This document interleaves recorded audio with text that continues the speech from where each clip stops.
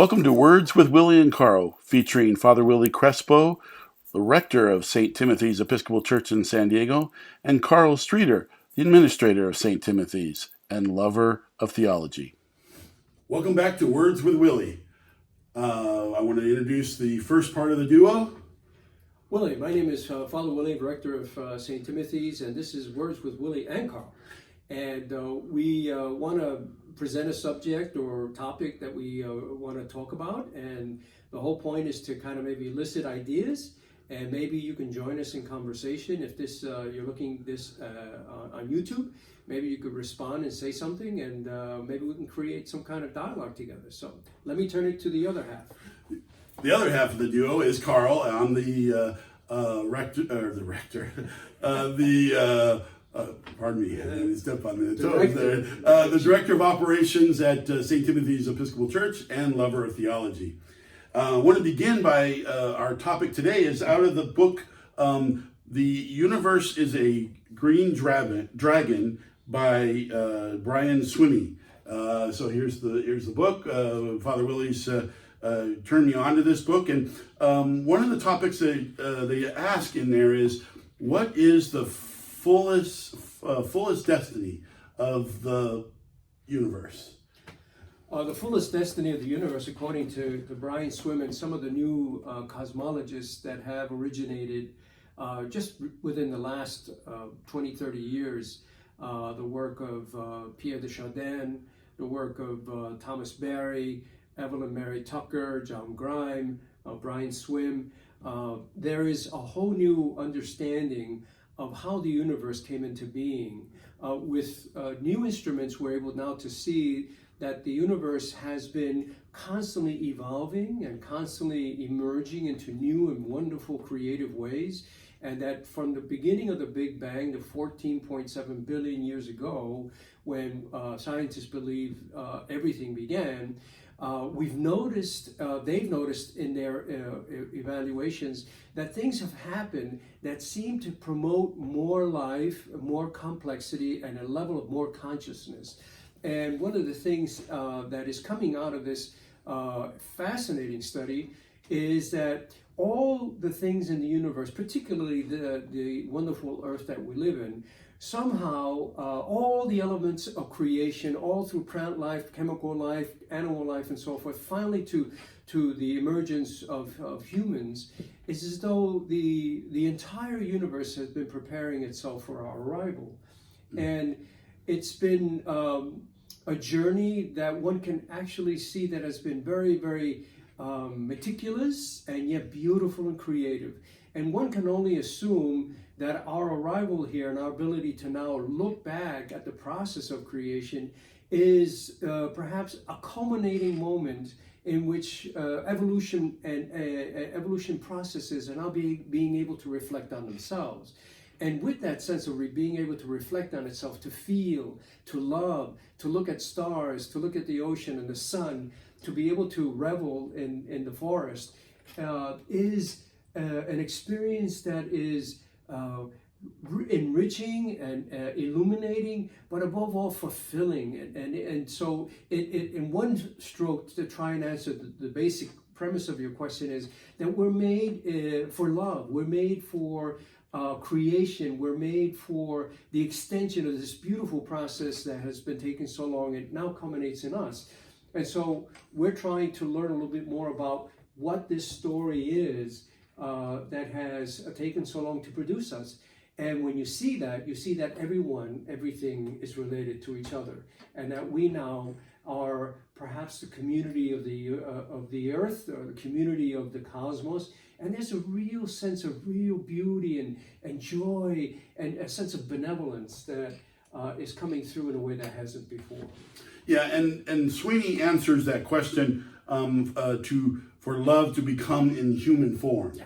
Yes. And the image that and to me, Christianity is kind of talked about that. I mean, the incarnation of Jesus is that love becoming in human form, and then Jesus calling us to follow him in that same footstep, to have love become in human form. And I think you find it in the Old Testament too, or the Hebrew scriptures, that Jesus or God called them to be the chosen one, the one that illuminated the world, that encouraged the stranger, that encouraged the world to become more love.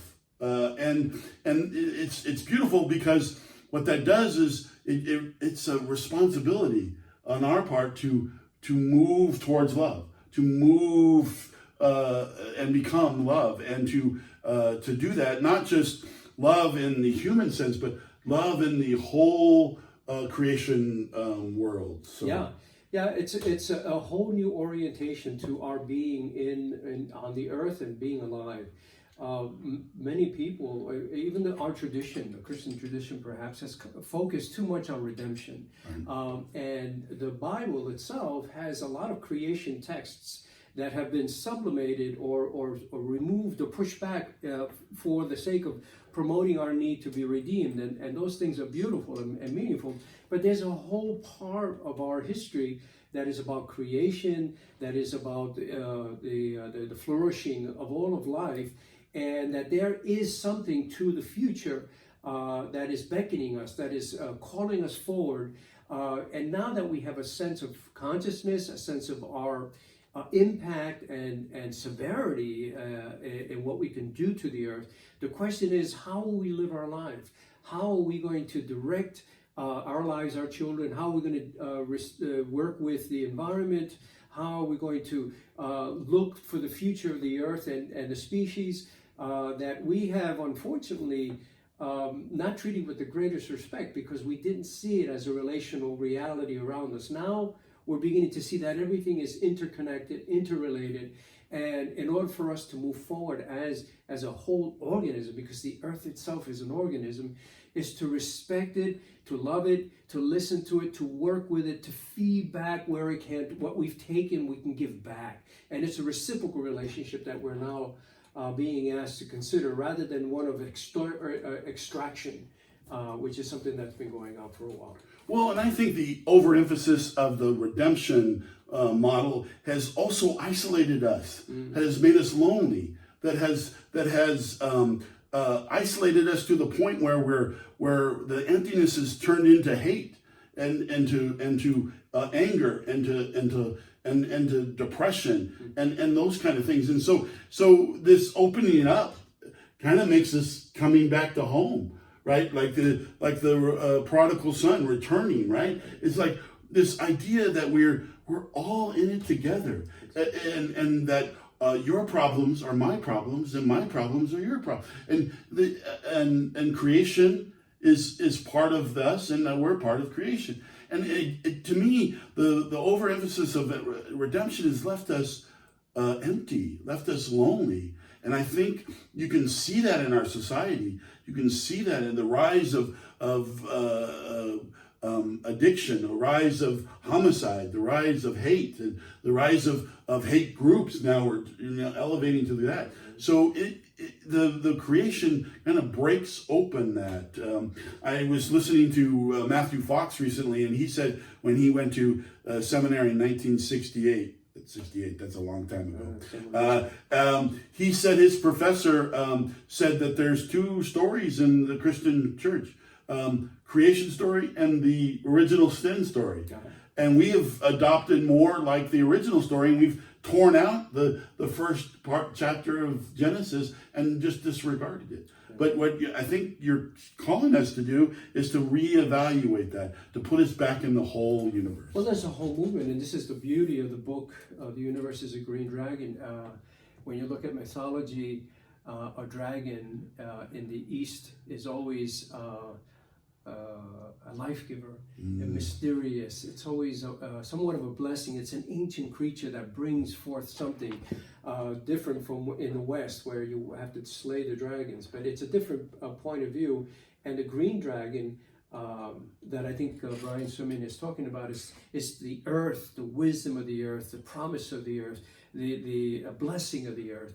And one of the things that's really beautiful about this new way of trying to see ourselves in how we fit into the cosmos and the galaxy is that You can keep your tradition, you can keep your religion, but the idea is that we now see a greater, higher point of unity.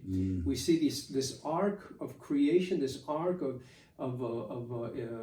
movement forward, that we can all come in and help each other. And we don't have to compete with each other. We don't have to denigrate one religion or the other, but that we all have our common state of being in the stars. Wow. Do you know that we really are from stars? Yeah. Brian Swimme talks about that beautifully in this book and other books, that carbon and oxygen and phosphorus and all these other chemicals that when the nova, the superstar, blew up, all of these elements came into the earth and made the earth, and from the earth we arise. And so literally, it's something that is a lot uplifting. It's enriching, and it really shows us much more the need to recognize the other as something very precious and very meaningful. Cool.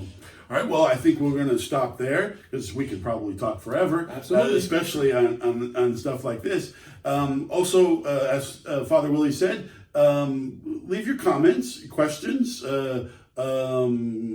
criticisms. And if you like this video, make sure you like it, and please subscribe to our YouTube. The more subscriptions, the more features we get with our YouTube. So please subscribe, and remember, wisdom begins with wonder, vulnerability, and a good conversation. Good conversation. Thank you for joining us. All right, have a good day.